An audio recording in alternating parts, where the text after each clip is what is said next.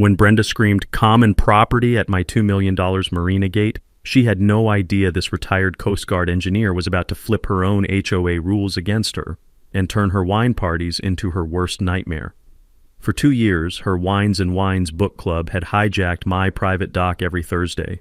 12 Karens in sun hats, blocking my yacht, spilling rose on teak decks, leaving lipstick-stained cups and diesel-soaked trash until 2 a.m., the stench hit me every Friday morning like a hangover I didn't earn. So I installed a steel gate on my land. The clang when it locked, pure justice.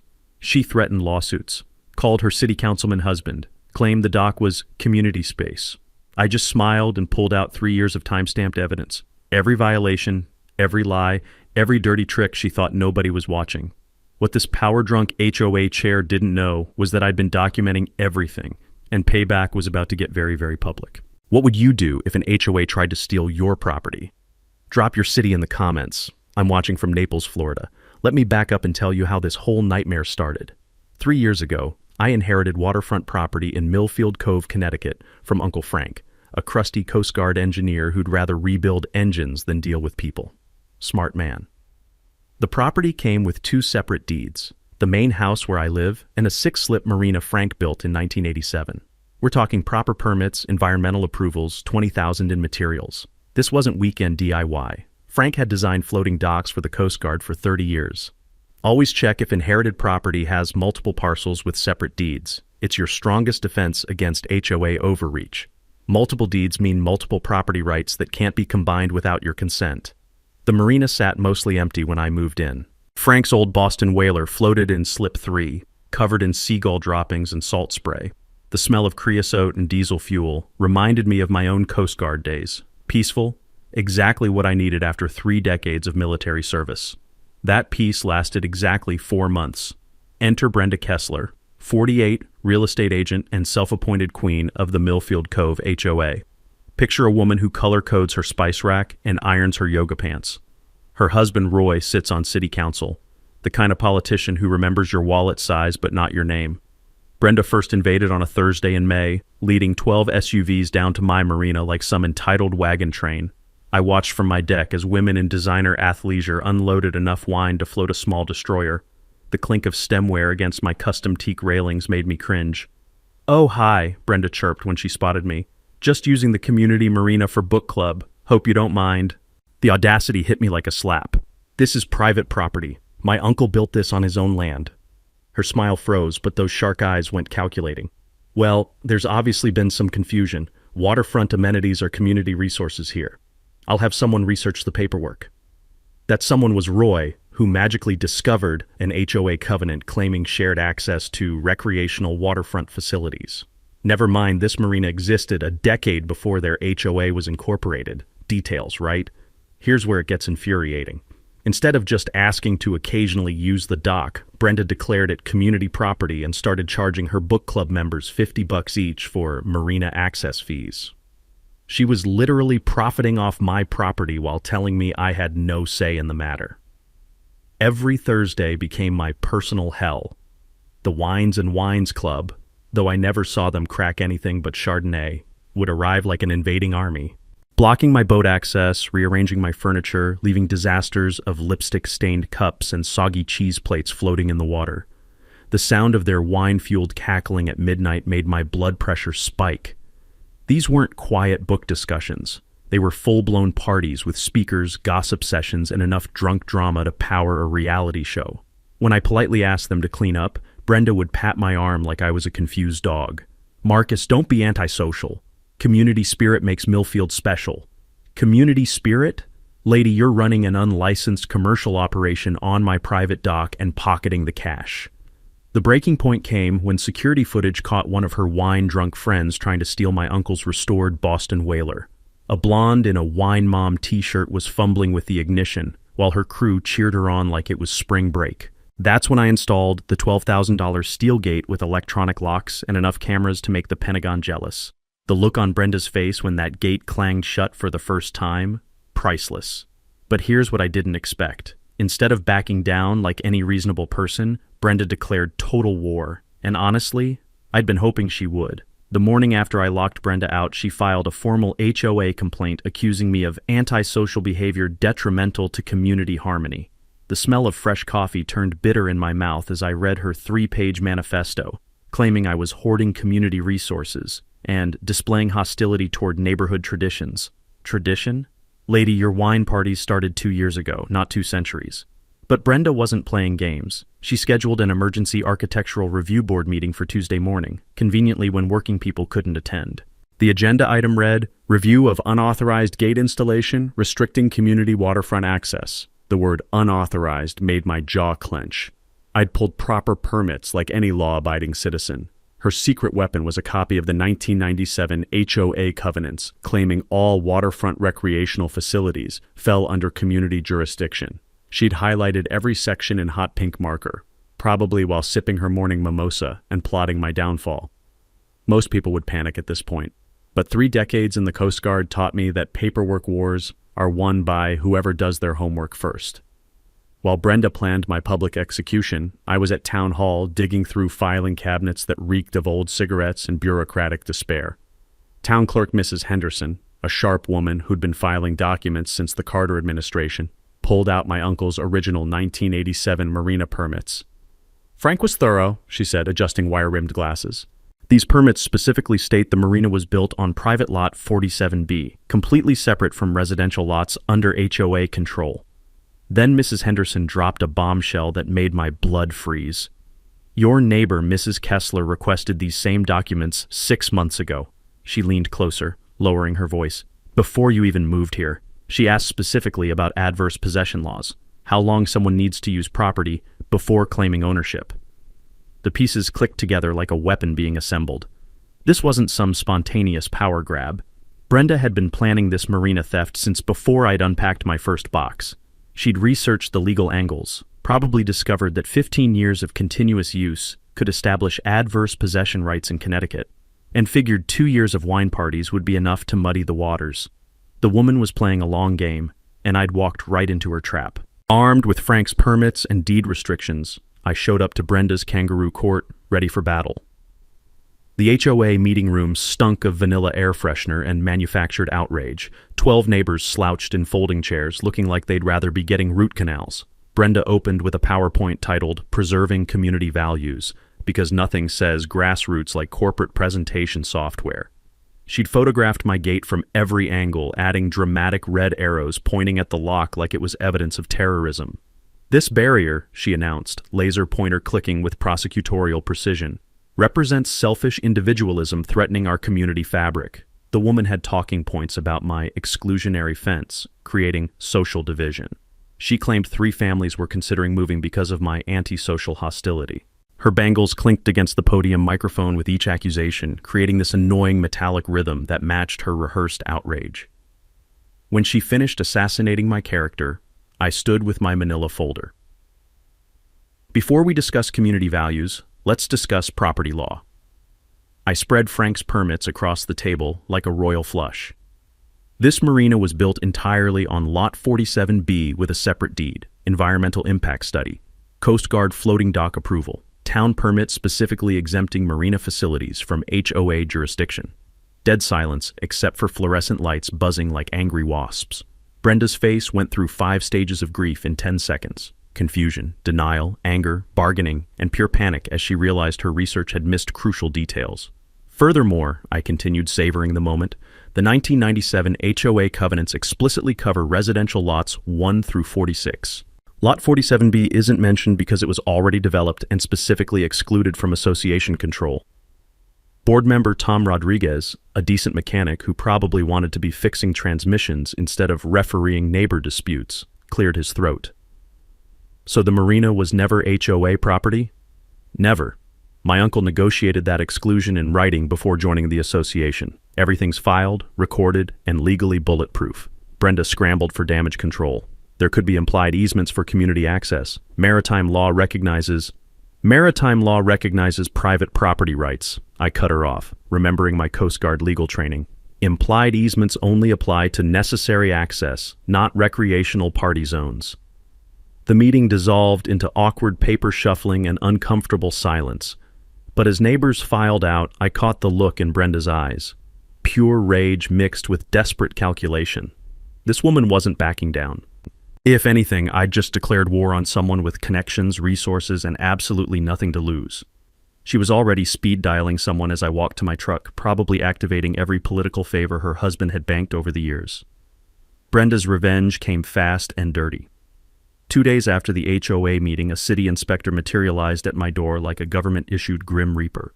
"Marina safety inspection," he announced with all the enthusiasm of a funeral director. "Got reports of dangerous conditions requiring immediate intervention." Meet Dave Kruger, a weaselly little bureaucrat who'd obviously never seen a proper dock in his life. He stumbled around my marina taking photos of perfectly normal equipment while manufacturing violations from thin air. "This electrical junction box violates proximity standards," he muttered, photographing a Coast Guard-approved installation that predated his birth certificate. The stench of his discount aftershave mixed with morning salt air made my eyes water. Watching this clown pretend to understand marine engineering was like watching a toddler perform brain surgery. "Show me the specific code," I demanded, following with my own camera. Dave couldn't cite actual regulations, just vague mumbling about public safety protocols and adequate community access standards. When I asked for his marine credentials, he developed convenient hearing loss. His violation notice read like bureaucratic fan fiction. 17 alleged safety issues including insufficient lighting for public use and inadequate capacity for community access. The punchline? His recommendation for immediate municipal oversight pending compliance. Municipal oversight meant Roy Kessler would control my private property through city authority. These thieves weren't just stealing my dock. They were using government power to legitimize grand larceny. But corruption leaves fingerprints if you know where to look. My public records request revealed that Dave Kruger wasn't some random inspector. He was Roy's former business partner in a construction company that collapsed, owing contractors $200,000. During my Coast Guard years investigating maritime fraud, I'd learned that following money trails always exposes the real story. In this case, Roy had activated his bankruptcy buddy to manufacture fake violations justifying city seizure. The corruption was so blatant it was almost insulting. Did they think this old sailor wouldn't recognize a shakedown? I hired Coastal Marine Engineering for an independent audit. $3,000 to watch Dr. Sarah Hugo examine every bolt and cable Frank had installed. Her boots echoed on the dock planks as she tested each connection point with the precision of a surgeon. "Your uncle was a master," she said, running expert hands along galvanized support systems. "This marina exceeds current codes by ridiculous margins. Whoever called it unsafe is either incompetent or lying." Her report confirmed what I knew. Exemplary condition, substantially exceeds safety and environmental standards. Dave's weekend certification from some Albany seminar didn't qualify him to inspect a kiddie pool, much less condemn waterfront property.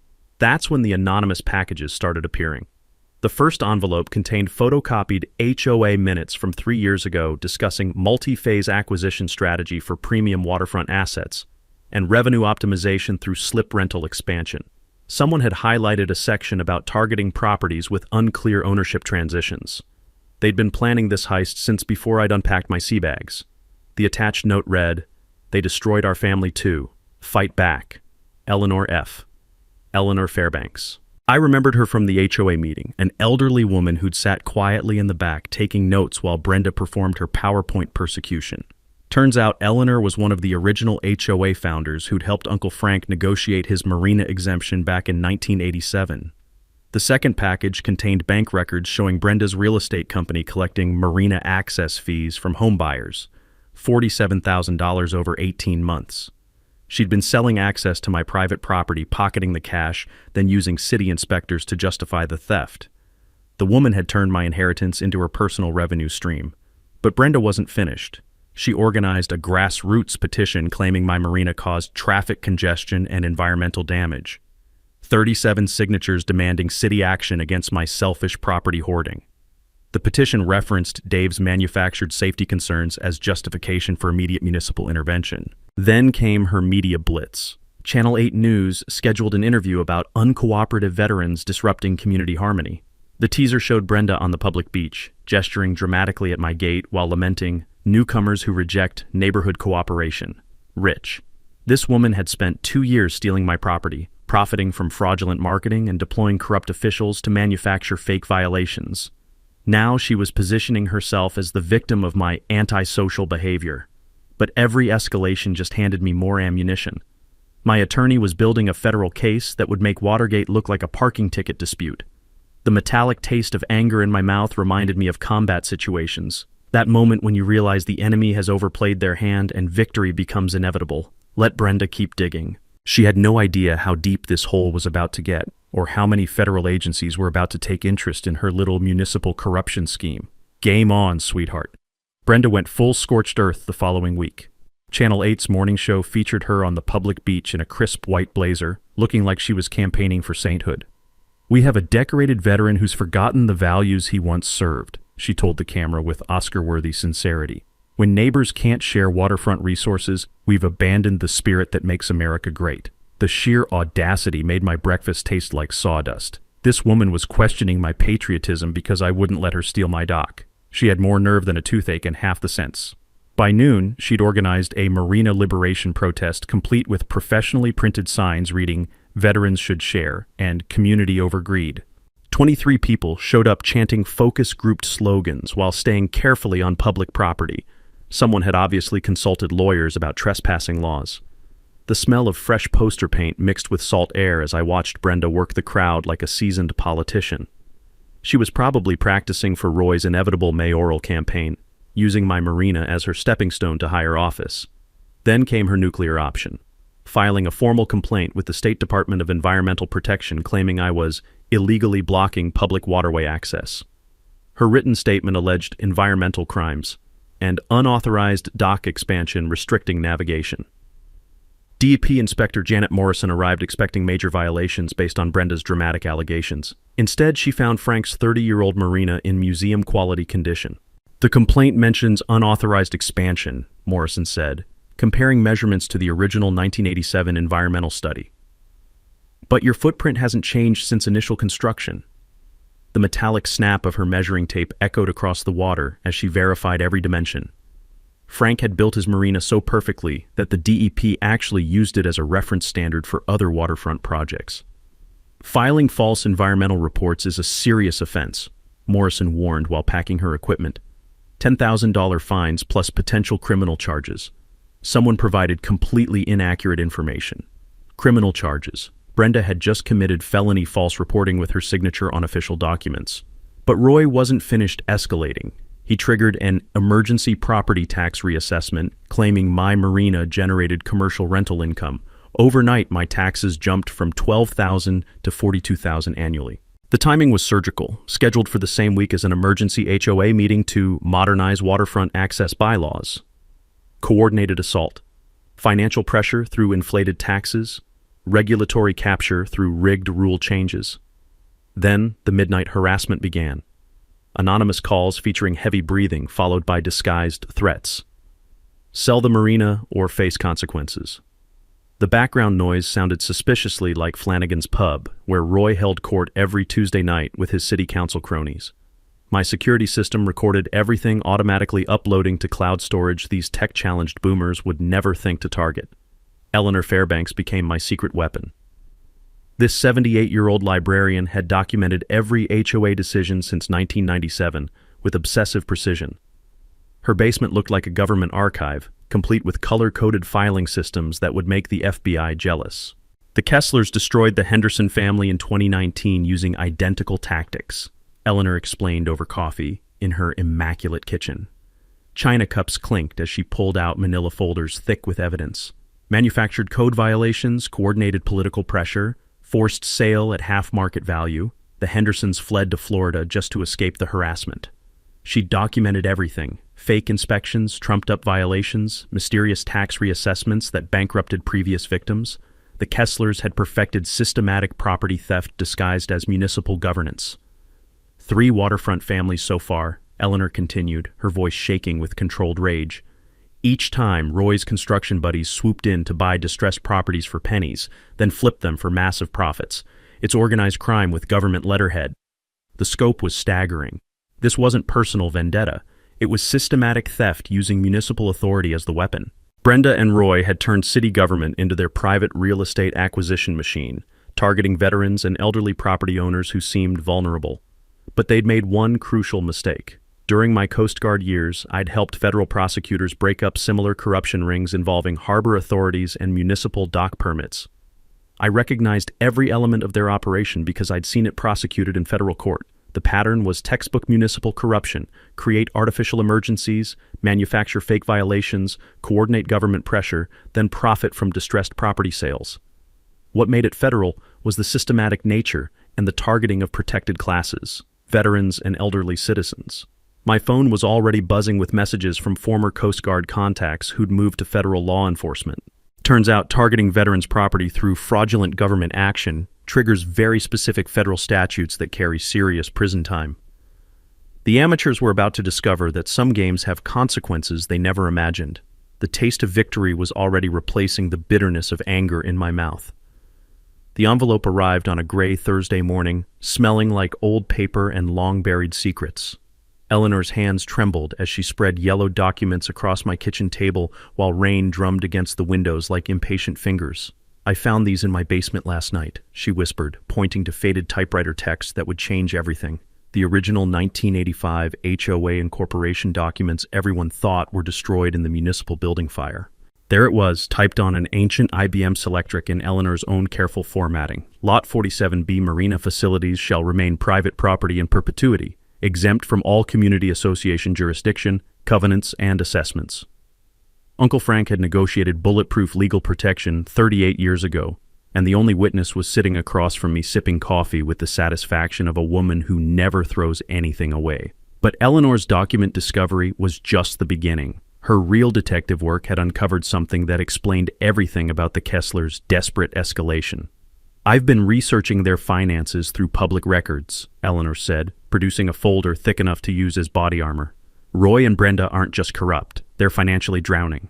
The documents told a story of suburban success built on quicksand. The Kesslers owed $127,000 to various creditors, including a brutal second mortgage at 18% interest. Roy faced an active ethics investigation for undisclosed business conflicts involving city construction contracts. Brenda's real estate license was under review by the state board for false advertising, specifically for marketing my marina as community property to inflate neighboring home values. She's made over $200,000 in commissions selling marina access homes in the past 18 months, Eleanor continued, her librarian precision serving justice beautifully. 3 houses sold specifically because buyers thought they'd have boat slip privileges. Without your marina, her entire business model collapses. The pieces fell together like dominoes. Brenda wasn't stealing my dock for wine parties. She was using it as the foundation of a massive real estate fraud scheme. Every house she sold with community marina access generated illegal commissions based on amenities she didn't own and couldn't legally provide. During my Coast Guard years investigating maritime fraud, I'd learned that real estate misrepresentation involving waterfront property carried serious federal penalties. But here's what made this explosive. Several defrauded buyers were veterans using VA loans, which meant federal mortgage fraud statutes applied with mandatory prison sentences. Their financial desperation explained the escalating harassment, manufactured violations, and coordinated political pressure. They weren't just trying to steal my property. They were trying to legitimize years of fraudulent real estate transactions before the whole house of cards collapsed. Then Eleanor delivered the knockout punch that made my coffee cup rattle against the saucer.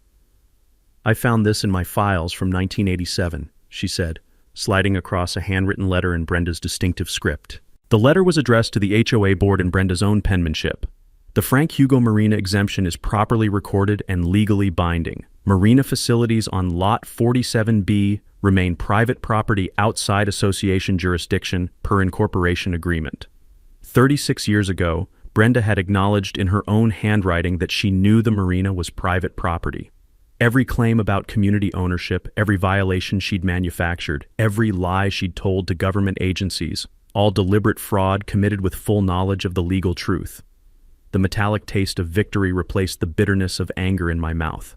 I now held ironclad proof of not just my property rights, but their systematic criminal conspiracy involving fraud, corruption, and false government reporting targeting multiple veteran families. Eleanor smiled over her coffee cup, looking like a librarian who just solved a decades-old mystery. "I believe the expression is gotcha," she said quietly. Federal prosecutors were going to love this case. With Eleanor's smoking gun evidence covering my dining table like battle plans, it was time to assemble the perfect legal ambush. The musty smell of her basement archives mixed with fresh coffee as we transformed into an unlikely war counsel, a retired Coast Guard engineer, and a 78-year-old librarian plotting the downfall of municipal corruption. "We need allies," Eleanor said, adjusting reading glasses with the determination of someone who'd cataloged injustice for decades. "The Hendersons were destroyed by identical tactics, but they'll fight if it means protecting future victims." My call to Jim Henderson in Tampa cracked his voice with suppressed rage. "Those bastards stole our dream home," he said. 30 years saving for waterfront retirement wiped out by manufactured violations and legal fees fighting fake inspections. "If you can nail them, we'll fly up and testify." Eleanor's preserved Henderson file revealed the exact playbook: emergency inspections by unqualified cronies, coordinated political pressure through Roy's city council connections, mysterious tax reassessments that forced distressed sales to connected buyers, classic municipal extortion disguised as code enforcement. Next came the painful conversations with Brenda's fraud victims, 3 military families who'd paid premium prices for guaranteed Marina access that never existed. Sarah Martinez, a Navy veteran with twin toddlers, nearly broke down describing how they'd stretched every dollar for waterfront living. $20,000 extra because she promised boat privileges in writing, Sarah explained. "My husband deployed twice to Afghanistan to afford our dream home." These weren't just financial crimes, they were systematic attacks on military families who'd served their country, then trusted a corrupt real estate agent with their futures. My Hartford attorney, Rebecca Walsh, started building federal charges the moment I delivered evidence boxes to her office. During my Coast Guard service investigating maritime fraud, I'd learned that federal prosecutors dream about cases with clear patterns, sympathetic victims, and criminals stupid enough to document everything. This case delivered all 3 with gift wrapping. Municipal corruption targeting veterans through fraudulent inspections triggers multiple federal statutes, Rebecca explained, spreading legal codes across her conference table. Real estate fraud involving VA loans means federal mortgage fraud with mandatory prison time. The systematic targeting of military families could qualify as civil rights violations under federal housing law. She'd already contacted FBI agents specializing in municipal corruption who were fascinated by our Connecticut crime syndicate. Apparently, federal prosecutors had been tracking coastal corruption patterns involving waterfront theft targeting elderly and veteran homeowners. Our case was the missing puzzle piece. Forensic accountant David Kim traced money flows through Roy and Brenda's financial disaster with surgical precision. His digital archaeology revealed systematic fraud that would impress organized crime families. Municipal extortion racket, he concluded, highlighting spreadsheets showing the cycle. Manufacture violations, forced distress sales, profit through connected flippers, repeat until federal agents notice. His analysis exposed Roy's construction company purchasing 4 waterfront properties following identical violation and seizure patterns. Profits from these stolen properties funded their lifestyle while legitimate businesses failed catastrophically, explaining their desperate escalation. Eleanor mobilized our community response with librarian efficiency that put military logistics to shame. Her network of intimidated neighbors finally found courage to speak truth to corrupt power. Mrs. Patterson photographed Roy's inspectors staging violations at the Henderson house, Eleanor reported with quiet satisfaction. Mr. Kowalski recorded Brenda threatening his elderly mother with code harassment. Evidence multiplied exponentially. Security footage of vandalism by Brenda's wine brigade. Audio recordings of midnight threats traced to Roy's political bar buddies. Documentation spanning multiple victims across several years showing identical patterns of manufactured emergencies and coordinated intimidation. Our secret weapon was the public town hall meeting Eleanor had scheduled for Thursday night. She'd convinced the municipal clerk to require all HOA business in open session with mandatory media access and official recording. The Kesslers had no idea they were walking into a carefully orchestrated federal sting operation. But the real genius was Eleanor's research into Connecticut municipal law revealing that filing false government reports while holding public office constitutes automatic felony corruption regardless of federal charges. Roy's inspector buddy Dave had committed perjury on official documents, which meant criminal conspiracy charges for everyone involved. Public officials who knowingly file false reports face automatic removal from office plus criminal prosecution, Eleanor explained with the quiet joy of someone who'd spent decades watching bullies escape consequences. Roy loses his city council seat the moment charges are filed, regardless of trial outcomes. The trap was elegant in its simplicity. Federal agents would attend the town hall as observers, while Brenda and Roy unknowingly confessed to systematic fraud on recorded television. Process servers would deliver indictments the moment they finished incriminating themselves. Municipal officials who file false reports face immediate removal and criminal charges. Corruption has consequences even before trial. Thursday night couldn't come fast enough. The taste of approaching justice was sweeter than Eleanor's homemade coffee. Brenda's desperation reached new depths the week before our town hall confrontation. Her opening gambit targeted what she thought was my vulnerability, spreading rumors that I was a dangerous PTSD veteran who'd been dishonorably discharged for violent incidents. The whispers slithered through grocery checkout lines and coffee shop conversations like toxic fog designed to destroy my credibility. The sheer cruelty took my breath away. This woman was attacking 30 years of honorable military service because I wouldn't let her steal my dock. But targeting a veteran's service record is like poking a sleeping bear with federal law enforcement connections. Military records don't lie, and mine told a very different story than Brenda's character assassination. Honorable discharge with commendations, Coast Guard Achievement Medal for Maritime Rescue Operations, 0 disciplinary actions, clean psychological evaluations throughout my career. I scheduled a voluntary psychiatric assessment with Dr. Patricia Reynolds, who'd evaluated thousands of returning Coast Guard personnel. Your psychological profile shows exceptional stress management and conflict resolution capabilities, Dr. Reynolds reported after comprehensive testing. The scratch of her pen on evaluation forms sounded like vindication. 0 evidence of PTSD, anger disorders, or any condition affecting judgment or stability. Her written report made Brenda's smear campaign look like the desperate lies of someone facing federal prosecution. Roy escalated through political channels, convincing Mayor Davidson to fast-track eminent domain proceedings, claiming my marina was essential emergency infrastructure. The absurdity was staggering. Millfield Cove already had 3 public boat launches and a Coast Guard auxiliary station. But Roy needed fake emergency justification for government theft. During my Coast Guard service, I'd learned that eminent domain requires legitimate public purpose, not personal profit for corrupt officials. The legal standard is strict. Government seizure must serve genuine public necessity, not manufactured emergencies designed to benefit connected insiders. My attorney filed an immediate injunction while federal prosecutors noted Roy's abuse of municipal powers for personal gain. Then came the bribery attempt disguised as legitimate business. Atlantic Coastal Development materialized offering $500,000 for my marina with a critical clause: perpetual community access rights to resolve neighborhood concerns. They wanted to buy my property with borrowed money, then immediately grant Brenda permanent access while I absorbed financial losses. My attorney's investigation revealed Atlantic Coastal was incorporated 3 days earlier with Roy listed as consulting advisor. Classic money laundering disguised as real estate transaction, using shell companies to legitimize theft through fake purchases. The community intimidation campaign reached psychotic levels. Anonymous flyers appeared claiming I hated children and was secretly planning development that would destroy neighborhood character. Fake social media accounts spread conspiracy theories about government military plots against local families. The digital forensics were embarrassingly obvious. IP addresses traced directly to Roy's City Hall office and Brenda's real estate company computers. Security footage captured Brenda herself skulking around at 3 a.m. distributing dangerous veteran alert flyers like a common criminal. The infrared cameras showed her wearing sunglasses and a hoodie, placing defamatory notices on car windshields with the stealth of someone committing burglary. But their most desperate move revealed federal-level stupidity. Roy used his official position to contact military databases seeking dirt on my service record, claiming municipal background verification needs. What he didn't know was that my Coast Guard contacts monitor suspicious inquiries into veteran records, especially when small-town politicians start fishing for blackmail material. FBI agent Jennifer Torres called me Tuesday morning with news that made my coffee taste like victory.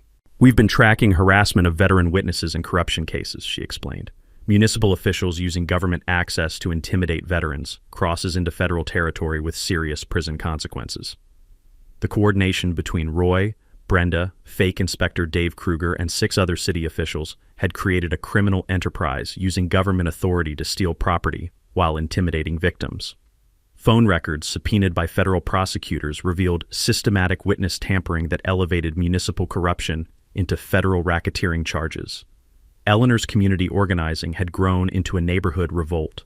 Long intimidated residents finally found courage to speak publicly about years of harassment by the Kessler crime family. Mrs. Patterson provided photographs of staged violations at the Henderson house. Mr. Kowalski offered audio recordings of Brenda threatening his elderly mother with code enforcement if she didn't support their Marina takeover. Roy's last-ditch effort to sabotage Thursday's town hall by changing venues was blocked by Eleanor's mastery of Connecticut public meeting laws. She'd arranged 3 news crews plus live streaming to ensure nothing could be suppressed or edited. The federal noose was tightening. Witness intimidation charges were being prepared. The evidence was overwhelming. Thursday night would be their public confession and professional execution simultaneously. They just didn't know it yet. The taste of approaching justice was sweeter than Eleanor's homemade coffee.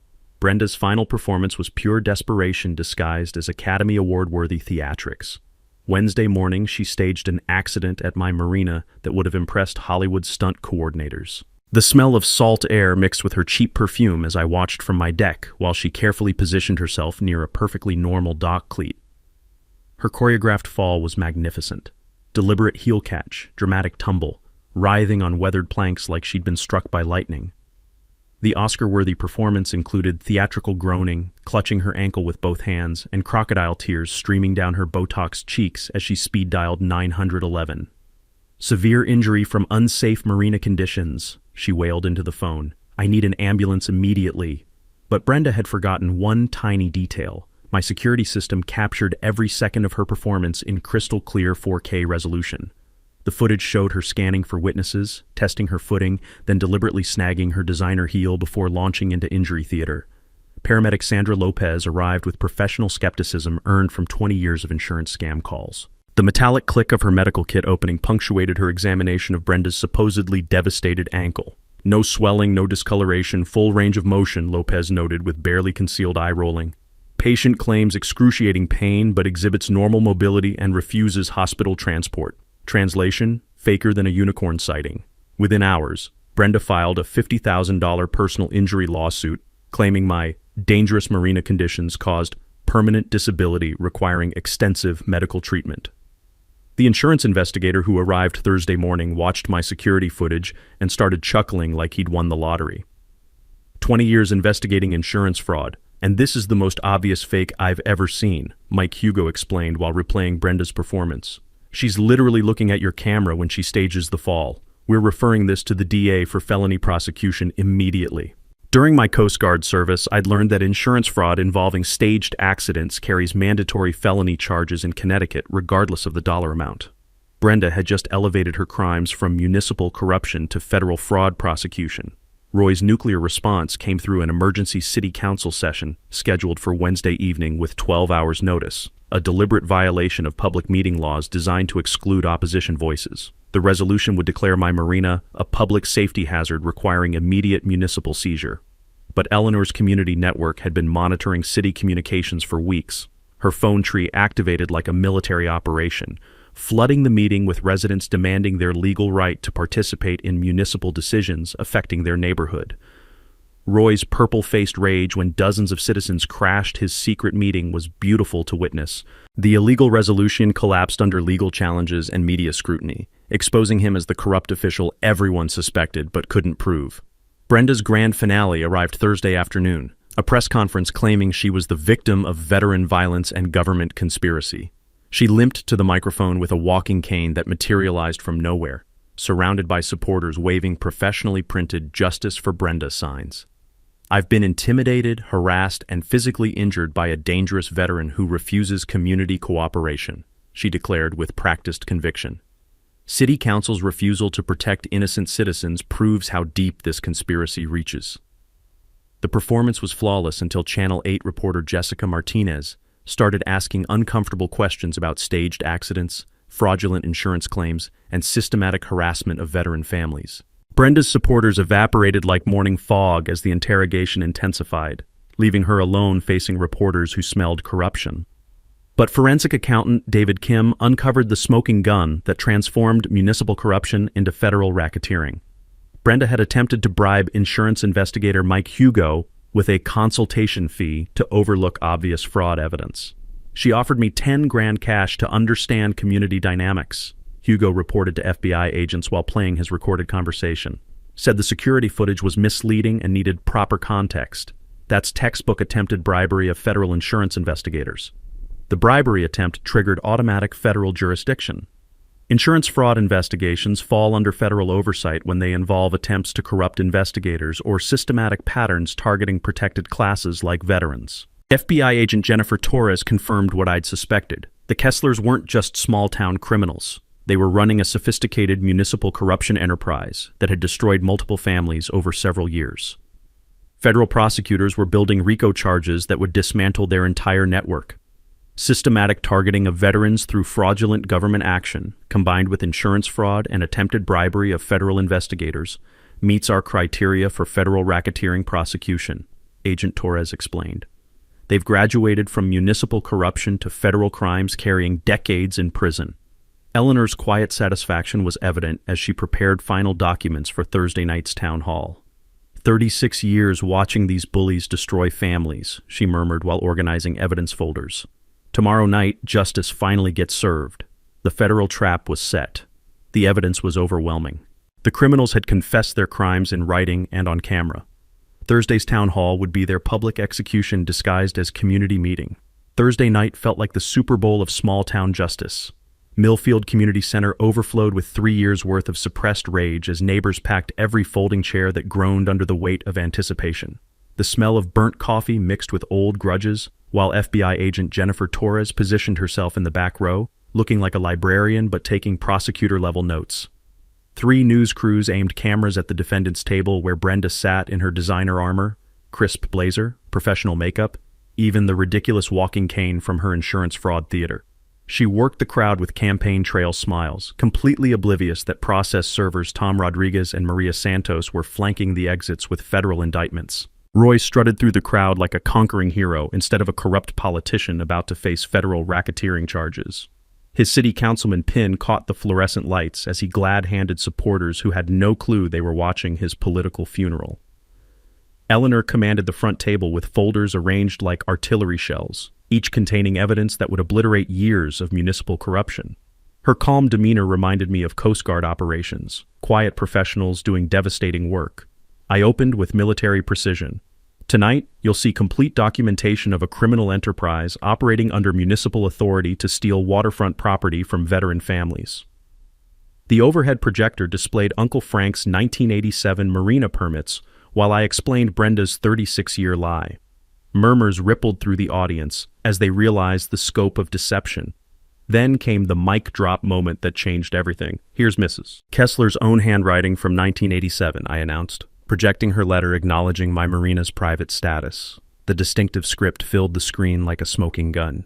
She confirmed in writing that Marina facilities remain private property outside HOA jurisdiction. Every claim about community ownership has been deliberate fraud. Brenda's confident mask cracked like broken glass. Her mouth opened and closed like a fish gasping for water, while 300 neighbors watched her credibility evaporate in real time. But fraud was just the beginning, I continued, displaying forensic accounting that made the audience gasp audibly. Mrs. Kessler generated over $200,000 in illegal commissions by selling Marina access she never owned to military families who trusted her with their dreams. Screenshots of her fraudulent marketing materials appeared on screen, showing promises of boat privileges to veterans who'd scraped together down payments for waterfront homes. Sarah Martinez, the Navy veteran with twin toddlers, stood up from the audience with tears streaming down her face. "She stole our children's college fund," Sarah called out, her voice cracking with emotion. "$20,000 extra because she guaranteed Marina access in writing. My husband deployed twice to Afghanistan to afford our dream home based on her lies." The crowd's angry murmur grew to a roar as neighbors realized the human cost of Brenda's greed. Roy's corruption came next, manufactured violations through his inspector buddy, shell company bribery attempts, coordination with multiple city officials to steal property through fake emergencies. Phone records displayed on screen proved systematic criminal conspiracy spanning multiple victims. "Yesterday," I announced with the satisfaction of someone who'd been building this case for 3 years, Mrs. Kessler attempted to bribe federal insurance investigator Mike Hugo with $10,000 to ignore evidence of staged accident fraud. The security footage of Brenda's theatrical Marina fall played in slow motion on the big screen. The audience watched in stunned silence as their HOA chair deliberately caught her heel, then writhed on the dock like she'd been shot. Someone in the back started laughing, then everyone joined until the room echoed with cathartic laughter at Brenda's expense. Federal prosecutors are now filing RICO charges for operating a criminal enterprise through municipal corruption, I announced as FBI agent Torres stood up, her badge glinting under the lights like a beacon of justice. The color drained from both defendants' faces as the implications hit them like a freight train. Roy looked like he was having a stroke while Brenda's theatrical sobbing began for real this time. Eleanor delivered the final blow with surgical precision. 3 waterfront families have provided identical harassment documentation. The Henderson family is flying from Florida to testify. Federal charges include conspiracy, fraud, racketeering, and systematic targeting of protected veteran families. Process servers approached the defendant's table with papers that would change their lives forever. Brenda Kessler and Roy Kessler, you're being served with federal indictments. The room exploded in thunderous applause as handcuffs clicked around the wrists of 2 people who'd terrorized their community for years. Cameras flashed while Brenda's mascara streaked down her cheeks, and Roy's political career died with the metallic snap of federal restraints. I stepped back to the microphone for the perfect closing line. Ladies and gentlemen, the Marina is still private property. But justice belongs to everyone. The standing ovation lasted 5 full minutes. 6 months later, federal justice arrived with surgical precision. Brenda pled guilty to fraud, conspiracy, and attempted bribery, earning 18 months in federal prison plus $450,000 in restitution to her victims. The thought of her making license plates instead of fraudulent real estate deals brought deep satisfaction to every family she'd destroyed. Roy's fall was even more spectacular. Federal racketeering charges, abuse of office, and conspiracy convictions netted him 36 months behind bars. His resignation letter was 1 sentence: I hereby resign, effective immediately. The construction company shell game collapsed when forensic accountants traced stolen property profits through his network of corrupt cronies. The civil settlement exceeded $750,000, creating the largest corruption recovery in Connecticut municipal history. Sarah Martinez and her veteran family received full restitution plus emotional distress damages, allowing them to finally enjoy the waterfront dream they'd paid for, honestly.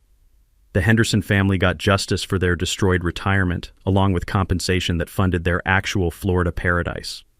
My marina remained exactly what Uncle Frank intended: private property, protected by documentation that would prevent future theft attempts. The steel gate still locks out unauthorized users, but now it symbolizes victory over corruption rather than defense against criminals. Eleanor Fairbanks transformed from quiet librarian to regional anti-corruption hero, whose basement archive exposed systematic municipal crime spanning decades. Using settlement funds, she established the Millfield Property Rights Defense Fund, providing legal assistance to homeowners facing HOA abuse or government harassment. Her meticulous documentation methods are now taught in law schools as the gold standard for fighting institutional corruption. The community healing exceeded all expectations. New HOA leadership implemented transparency reforms, including open financial records, mandatory public participation, and term limits that eliminated career politician mentality. Property values soared once honest governance replaced manufactured chaos. But my proudest achievement is the Marina Community Foundation, established with settlement money. Every month, my private dock opens for veterans' therapeutic fishing programs where former Coast Guard, Navy, and Marine personnel find healing on peaceful water. The sound of fishing lines cutting through morning mist replaced toxic echoes of harassment and intimidation. The annual Freedom on the Water celebration draws hundreds of visitors who witness how communities can defeat corruption through documentation, persistence, and federal law enforcement. Veterans organizations share our story nationwide as proof that fighting corrupt authority isn't just possible, it's patriotic duty. Eleanor's monthly property rights education seminars teach homeowners to recognize corruption patterns and document harassment before it escalates. Her classroom has become pilgrimage destination for victims who need practical guidance for fighting municipal crime. 3 essential lessons protect every homeowner from similar theft schemes. Always verify HOA claims against original incorporation documents. Later rule changes can't override founding agreements without proper legal procedures. Document every interaction with hostile officials because courts require evidence, not emotional appeals. Research municipal officials' financial interests in disputed matters because corruption always follows money trails that public records reveal. The legal precedent our case established protects property owners nationwide from municipal theft, targeting veterans and elderly citizens. Federal prosecutors now cite Millfield doctrine when investigating systematic harassment through fraudulent government action, creating deterrent effects throughout coastal regions. Every sunrise over my peaceful marina carries the salt-tinged scent of victory and the quiet satisfaction of justice served. Uncle Frank's Boston whaler floats restored in Slip 3, American flags snapping in morning breeze above docks that represent individual rights triumphing over petty tyranny. The metallic clink of rigging in harbor wind sounds like freedom bells celebrating honest governance restored. The Marina Foundation Scholarship Program has sent 12 children of veteran families to college, funded by money recovered from criminals who thought documentation didn't matter. Eleanor's Defense Fund has helped 43 families fight HOA abuse successfully, proving that organized resistance defeats organized corruption. Local businesses celebrate honest leadership that protects property rights over political connections. The transformation from fear-based compliance to principled resistance inspired similar movements in communities nationwide where citizens refuse to accept corruption as inevitable. My greatest satisfaction comes from knowing that future families will never face the harassment that destroyed the Hendersons or terrorized veteran homeowners who trusted corrupt officials with their American dreams. Uncle Frank would be proud. His marina stands as monument to the principle that private property rights matter, documentation defeats corruption, and ordinary citizens armed with truth can topple criminal enterprises disguised as municipal authority. Your turn now. Share your HOA horror story in the comments. You're not alone in this fight. Subscribe for more David versus Goliath victories where persistence and federal prosecutors prove that justice still wins in America. That's a wrap for today's episode on HOA Stories. If you enjoyed watching karma in action, smash that like button, comment your thoughts, and let us know if you've dealt with HOA madness too. Subscribe so you won't miss the next HOA meltdown we post.